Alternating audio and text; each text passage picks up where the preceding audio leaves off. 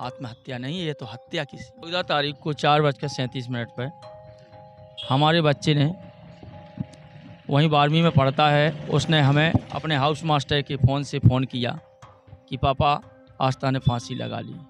चाहे वार्डन हो, चाहे हाउस मास्टर हो, चाहे G2 हाउस की लड़कियां सहेलियां हो, या विद्यालय प्रबंधन लापरवाह है। और उसमें जो CCTV फुटेज हैं, जो कुंडी जिसने तोड़ी है, कौन कौन लड़की सबसे पहले गई है, और विद्यालय प्रबंधन की समस्त गतिविधियों की CC फुटेज हमारी बच्ची की हमें उपलब्ध कराई जाए। और इसके बाद हम और हमारे परिजन जब जीने के माध्यम से ऊपर गए सेकंड फ्लोर पर, तो सेकंड फ्लोर पर रेलिंग के दूसरी तरफ हमारी आस्था बिटिया का शव, एक हाथ की रस्सी में, पतली रस्सी और गले में गैप थोड़ा, और एक हाथ जीने पर रेलिंग लगाए फांसी पर दिख रही थी। हमारी बच्ची ने ऐसा क्या कुछ देखा, क्योंकि आत्महत्या उसको जानती नहीं थी कि क्या हो। हमारा मीडिया बंधुओं से, जनप्रतिनिधियों से और शासन प्रशासन से आग्रह है कि उचित न्याय दें और CBI की जांच करें। हमारा नाम है अनिल श्रीवास और आप देख रहे हैं बुंदेली वार्ता। बीते कई दिनों से टीकमगढ़ में एक चर्चा खूब चल रही है कुंडेश्वर नवोदय विद्यालय की, जिसमें जतारा विधानसभा के गांव टोरिया काशीपुरा की निवासी बहन आस्था अहरवार कुंडेश्वर के अपने रूम के बाहर जीना की रेलिंग पे फांसी के फंदा पे झूलत भय दिखानी गई थी। हमारे पीछे में कैमरा पर्सन से के जो आस्था को मकान है, हम उनके गांव में है। रितेश एक बार जो मकान भी दिखा दो पीछे। जो आस्था को मकान है जिसमें 2 शटर, 2 गेट और 2 जंगला आपको दिखाई दे रहे होंगे। हम आस्था के गांव में हैं। आस्था के पिताजी हमारे संगे हैं। हमारे बगल में जो व्यक्ति आपको दिखा रहे हैं, ये आस्था के पिताजी हैं। और हम इनसे जाने कि आस्था के संगे का कछु ऐसी घटना हो गई कि इतना बड़ो कदम आस्था को उठाने पड़ो कि ई मामला को तूल दो जा रहा है कि आस्था ने सुसाइड करी, कि आस्था ने सुसाइड नहीं करी। अब जो व्यक्ति है, अधिकारी मामले में जा कह रहे हैं पुलिस को कि वो जो है कि आस्था ने सुसाइड करी है। लेकिन आस्था के जो पिताजी है, वे लगातार शुरुआत ही से लेकर अभी तक आज भी वे यही कह रहे हैं कि हमारी बेटी सुसाइड नहीं कर सकती है। तो ई पूरे मामला को लेकर हमारे संगे आस्था के पिताजी हैं। उनसे जाने, चाचा आपकी जो बच्ची है कैसे आपको जानकारी लगी, का कछु बातचीत भई थी आप और उनकी, कब जानकारी आपको लगी, कि नहीं जानकारी दी है? 14 तारीख को 4:37 पर हमारे बच्चे ने, वहीं 12वीं में पढ़ता है, उसने हमें अपने हाउस मास्टर के फ़ोन से फ़ोन किया कि पापा आस्था ने फांसी लगा ली। मैंने उससे बोला क्या कर रहा है? बोले पापा आप जल्दी आ जाओ। मैंने इतनी बात के बाद उसकी मम्मी, आस्था की मम्मी, उससे मिलकर के 9 तारीख को अपने मायके में थी। वो लगभग 11-12 तारीख को आने वाली थी। तो आस्था ने फ़ोन किया कि पापा हमारे 14 तारीख को पेपर समाप्त हो रहे हैं और 15 को हम घर आ जाएंगे। मैंने भी ठीक है बेटा, दोनों आपस में भाई बहन बात कर लेना और आप दोनों आ जाना। तो मैंने तत्काल जब जैसी मुझे घटना की जानकारी लगी, मैंने उसके मामा को फ़ोन लगाया। क्योंकि वो वहीं तक रहता था टीकमगढ़ के हनुमान सागर में, तो वहाँ से वो जल्दी पहुँच गया। हमने उससे बात की कि वहाँ पर आस्था ने ऐसा ऐसा काम कर लिया है, आप वहाँ पहुँच जाओ। वो बोले क्या कह रहे हैं? तो वो दोनों माँ, उसकी नानी और उसका मामा जो वहाँ जवाहर नवोदय विद्यालय कुंडेश्वर लगभग पहुँच गए। 5:30 या 5:15 जितने भी बजे पहुँचे हों, वे वहाँ पहुँच गए और हम अपने घर से यहाँ से निकल गए। मैंने इस बीच में जो यहाँ की वार्डन है, उनकी हाउस मास्टर है, उसको फ़ोन लगाया, उसने फ़ोन नहीं उठाया। इसके बाद एक जैन साहब हैं, उनका फ़ोन हमारे फ़ोन पर आया। हमारे बच्चे से पूछ कर उन्होंने बताया कि अपने पापा का नंबर दो, तो उन्होंने नंबर दिया। बोले आप यहाँ कब तक आ रहे हैं? हमने कि साहब हम बात का है। बोले बात नहीं, आप कब तक आ रहे हैं? हमने कि ठीक है, हम होते दूर है, सब 80 किलोमीटर दूर है, तो 3 घंटा तो लगा ही जाए। ठीक है, हमने इतनी बात बोलने के बाद हम यहाँ से पलेरा पहुँचे। पलेरा से वाहन के माध्यम से वहाँ पहुँचे और अपने परिजनों को लेकर जवाहर नवोदय विद्यालय पहुँच गए। जब वहाँ पहुँचे तो हमने देखा कि विद्यालय परिसर में जब, तो वहाँ के जो मेन गेट खुले पड़े हुए थे, उसकी कुंडी टूटी हुई पड़ी थी। और इसके बाद हम और हमारे परिजन जब जीने के माध्यम से ऊपर गए सेकंड फ्लोर पर, तो सेकंड फ्लोर पर रेलिंग के दूसरी तरफ हमारी आस्था बिटिया का शव, एक हाथ की रस्सी में, पतली रस्सी और गले में गैप थोड़ा, और एक हाथ जीने पर रेलिंग लगाए फांसी पर दिख रही थी। तो मुझे संदेह हुआ कि तो आत्महत्या नहीं, ये तो हत्या किसी ने की है। और इस हत्या के मैंने जिम्मेदारी house masters madam, wardens, G2 house की लड़कियां और उसकी सहेलियां और विद्यालय प्रबंधन को जिम्मेदार ठहराया, क्योंकि हमारी बिटिया 101% कभी ऐसा काम नहीं कर सकती थी। और उसके बाद बीच में हमारे साले को फोन आओ तो कि हमारे जाने के पहले भी तो वो लाश को उतार रहे थे। यदि लाश को उतार लेते तो हमें तो जो घटना है, ये फोटो वगैरह काय का मिलने थी। इसलिए हमने अपने साले को रोका कि किसी भी कोई साइन न करना और शव को वहीं बोल देना कि जब तक उनके पिताजी नहीं आ रहे, जब तक इस शव को ना उतारा। इतनी घटना तो हमें तो विद्यालय प्रबंधन, वार्डन्स और G2 हाउस की जो हाउस मास्टर्स है और उसकी जो सहेलियां हैं G2 हाउस की और समस्त लड़कियां हैं जो उसमें G2 हाउस वाली, उस है कि हमारी बच्ची ने ऐसा क्या कुछ देखा, क्योंकि आत्महत्या वो जानती नहीं थी क्या क्या होती है, वो कभी कर ही नहीं सकती, हमें पता चलता उसके बारे में। तो इसलिए हमारा मीडिया बंधुओं से, जनप्रतिनिधियों से और शासन प्रशासन से आग्रह है कि उचित न्याय दें और CBI की जांच करवाएं। आस्था जो है कुंडेश्वर विद्यालय में कितने साल से पढ़ रही थी बुंदेली में? आस्था का सिलेक्शन 2020 में हो गया था, कक्षा 6वीं में उसको प्रवेश मिला था, वेटिंग लिस्ट में उठकर नाम आया था, तो मैंने उसको वहीं एडमिशन दिला दिया। 6 साल माने 2020, 2021, 2022, 2023, 2024, 2025, 2025 में वो 11वीं में पढ़ रही थी, वायु विषय उसने लिया था। तो वो बड़ी अच्छी अपने जीवन जी रही थी, बढ़िया पढ़ाई करती थी, इसमें किसी प्रकार की हमें ना कोई शिकवा शिकायत कभी आई है। तो जी हमारी मांग है कि आस्था को न्याय मिलना चाहिए, और जो दोषी है इसमें, चाहे वार्डन हो, चाहे हाउस मास्टर हो, चाहे G2 हाउस की लड़कियां सहेलियां हो, या विद्यालय प्रबंधन लापरवाह है, और उसमें जो CCTV फुटेज हैं, जो कुंदी जिसने तोड़ी है, कौन कौन लड़की सबसे पहले गई है और कौन कौन लड़की कौन कौन लड़की वहाँ थी, तो वो, और कौन कौन लड़कियां वहाँ से अगर घबराई हुई हैं तो कौन कौन हॉस्पिटल पहुँची हैं, तो उनकी हॉस्पिटल की CCTV फुटेज और विद्यालय प्रबंधन की समस्त गतिविधियों की CCTV फुटेज हमारी बच्ची की हमें उपलब्ध कराई जाए, और जो दोषी होगा तो उसके सख्त कार्रवाई की जाए। अच्छा, अगर एक रिपोर्ट की माने, एक अखबार की रिपोर्ट की अगर अपन माने, तो उसमें बताई गई कि आस्था को पेट दर्द हो रहा हो, तो जी को बहाना बना के हाँ, आस्था निकल गई। तो क्या है, जब दोनों भाई बहनों को घर आना था, तो बच्चे ने अपने हाउस मास्टर से छुट्टी के बारे में पूछा होगा, तो उन्होंने छुट्टी दे दी होगी या देने वाले होंगे। तो भाई बहन की जब मुलाकात हुई तो बोले आस्था अपन को घर चलना है, बोले हाँ भैया घर चलना है।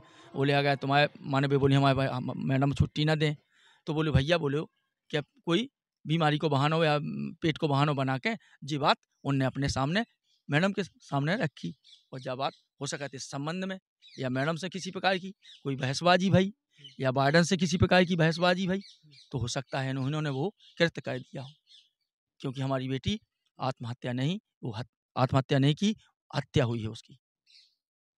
तो स्पष्ट आरोप आप लगा रहे हैं? हाँ बिल्कुल लगाएंगे हमारे, क्योंकि हमने उनकी जवाबदारी में, हम जब उनकी जवाबदारी में जो है छोड़ देते हैं बच्चे, तो कौन जवाब देगा इसकी। हम तो स्वतंत्र अपने घर पर हैं, तो हम तो उनकी जवाबदारी में बिल्कुल आरोप लगाएंगे। वो बात पूरी सही है, उन्हीं से कहेंगे कि हमारी बच्ची क्या, और अगर हमारी बच्ची तो क्या ऐसी घटनाक्रम इतने 1 घंटे में क्या बदल गया, तो हमें तो इसका जवाब चाहिए। हमें स्पष्ट उसके जो प्रमाण है अपनी क्लियर देना चाहिए।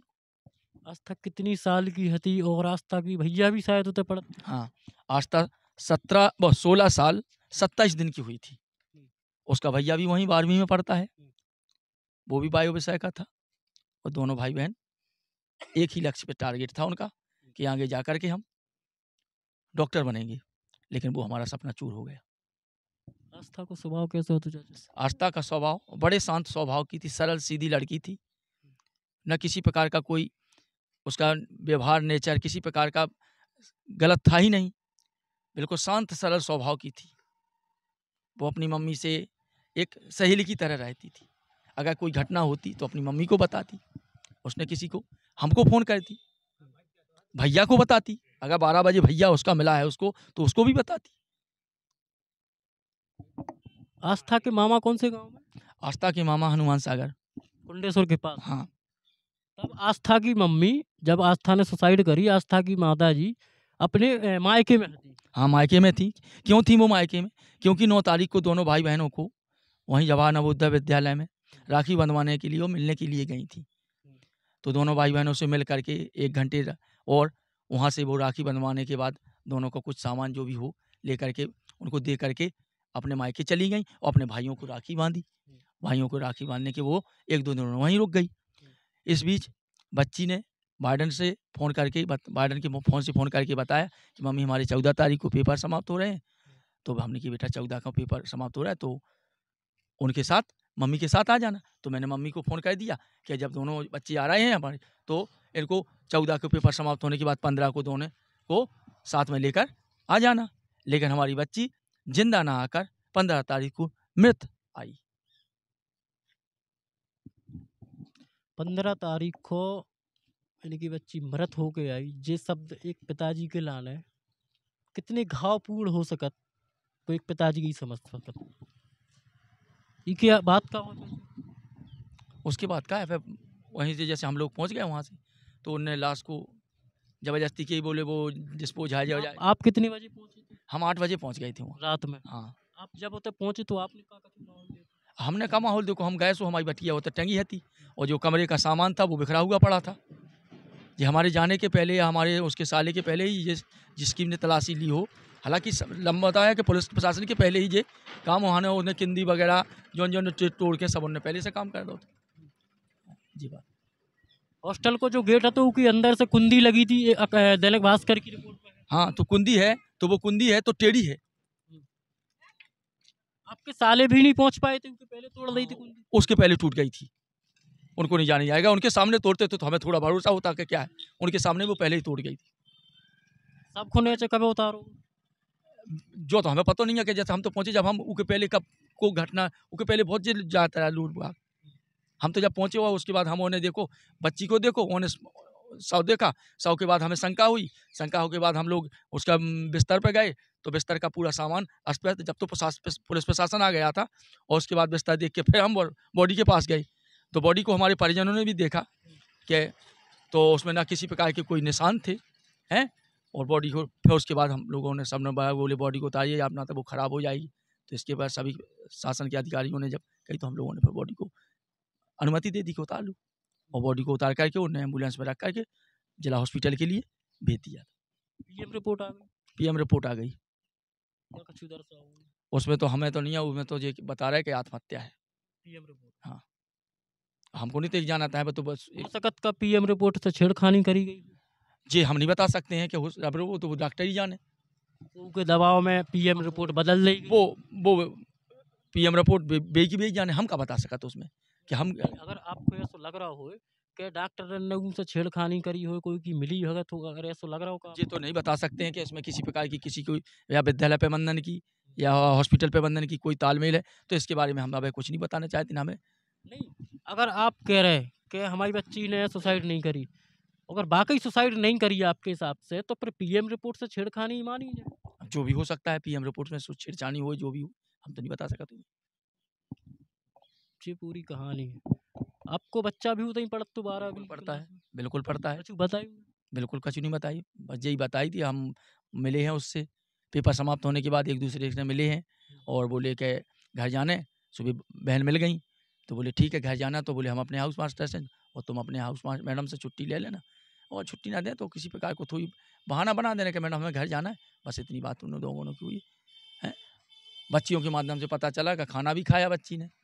हाँ लेकिन बाकी जो स्कूल की हॉस्टल की अन्य गर्ल्स हैं वो बच्चे प्रबंधन उसको ऐसे कैद रखा कि किसी से बात तक नहीं करने दी। आस्था ने आपको बताई अंदरूनी बातें कि पापा हॉस्टल? हमारी आस्था ने हमें कभी अंदरूनी बातें बताई नहीं क्योंकि वो इस पे बत्ती की लड़की ही नहीं थी। हाँ नहीं विद्यालय के बारे में बातें बताई हूँ कि पापा इतने बाइडन जो है जी ऐसे व्यवहार की हैं, ऐसे आदमी हैं। देखो बाइडन देखो छुट्टी वगैरह पे जब बच्चे जाते थे 1-2 दिन लेट हो जाते तो गुस्सा होते थे, हैं? तो ठीक है वो तो चलता रहता था कि अगर लेट हुआ तो विद्यालय के नियम है, हैं? और बाइडन को जैसे है माने तो माने बाइडन को तो थोड़ो व्यवहार तो है, तनक तीव्र स्वभाव है, हैं? तो उससे अपन जो भी नहीं कह सका डायरेक्ट के माने उके पहले का है, हैं? हो सकता हमारी बच्ची ने किसी प्रकार का कोई घटनाक्रम देख लिया है, इसलिए हमारी बच्ची को इसीलिए उस घटनाक्रम को हटाने के वास्ते हमारी बच्ची को ही हटा दिया है इन लोगों ने। अच्छा, आप एक आपको बयान भी वायरल हो रहा है, आपकी एक बाइट वायरल हो रही, जिसमें आप कह रहे हैं कि कॉलेज के जो प्राचार्य हैं, उनने आपको एक बार घुसन नहीं दो तो विद्यालय में? बिल्कुल है। एक बार हम अपने बच्चों को लेकर के लेट पहुँचे, जब दूर से कोई व्यक्ति जाएगा, तो विद्यालय के प्राचार्य ने हमको जाने से मना किया। काफ़ी अपनी उनने बहस माने बहुत डाँटा। ठीक है, हमारे बच्चे पढ़ते थे तो सुन लेते थे, हैं? लेकिन बोले नहीं जाने देंगे, तो मैंने अपने दोनों बच्चों की बैग उठा करके मेन गेट तक आ गए। तब प्रिंसिपल ने बोला ठीक है, इनको रख दो, तो उन्हें फिर रख दिया था वहीं। हाँ। अच्छा, अपन करत का है? हम अतिथि शिक्षक हैं। कौन सी जगह? इतनी हाई स्कूल टोरिया में। हाँ। अबे आपने कलेक्टर साहब को एक आवेदन भी दो तो कब दो तो का लिखो तो? वो 18 तारीख दाओ तो आवेदन में भी जब कह रहे थे कि हमने अपनी घटना बारे में बताई, तो बोले ठीक है हम इसकी निष्पक्ष जाँच करवाएँगे। कह रहे थे कलेक्टर साहब। अब अगलो कदम का है? अगलो कदम का है, अब हमारी बच्ची को न्याय मिलना चाहिए और न्याय नहीं मिलेगा तो हम हाई कोर्ट, सुप्रीम कोर्ट तक जाएँगे। अच्छा, लगातार जिला के जो जनप्रतिनिधि हैं, जैसे कि खरगापुर विधायक हैं, टीकमगढ़ के पूर्व विधायक हैं और जिला पंचायत के जन सदस्य भी हैं ब्रजेंद्र सिंह यादव वीरपुरा, इन्होंने भी कार्रवाई के लाने मांग करी है। कार्रवाई करने में तो उनको हम सादर प्रणाम करते हैं और इस खबर को आगे बढ़ाएँ, हैं? मेरे को तो अभी जानकारी नहीं है क्योंकि मैं तो सदमे में हूँ, हैं? और खबर बढ़ाएँ और ज़्यादा से ज़्यादा बढ़ाएँ और सभी लोग एकत्र रहें और निर्णय दिलवाएँ, न्याय दिलवाएँ। आपकी कोई से अपील करबो चाहूँ तो आप कछु? अपील के साथ हमारे प्रशासन से, शासन से और मीडिया बंधुओं से यही है कि हमारी ज़्यादा से ज़्यादा मांग रखें और हमारी बच्ची की आस्था को न्याय दिलवाएँ। 26 अगस्त को एक जन आक्रोश आंदोलन भी हो रहा है टीकमगढ़ में, आस्था को न्याय दिलावे के लाने। इनमें आपकी कितनी सहभागिता है और आप की से विशेष आग्रह कर रहे हैं कि आंदोलन को सफल कराओ? हमारा तो आग्रह है पूरे प्रदेश, हर जिले से, हर प्रतिनिधि से, हर आम आदमी, हर मीडिया बंधु से और जनप्रतिनिधियों से आग्रह है कि इस 26 तारीख के आंदोलन को अति उग्र रूप दें और जिससे हमारी बच्ची को न्याय मिल सके। एक अंतिम सवाल और है हमारा जो कि कभू आपको ऐसा लगो कि जो विद्यालय प्रबंधन के जो कार्यवाहक हैं या जो संचालक हैं उन पे कभू आपको ऐसा लगो है उनके माहौल को लेकर, उनके बर्ताव को लेकर कि ये लोग चिड़चिड़े हैं, कि ये उग्र टाइप के हैं, कभू ऐसा लगो है?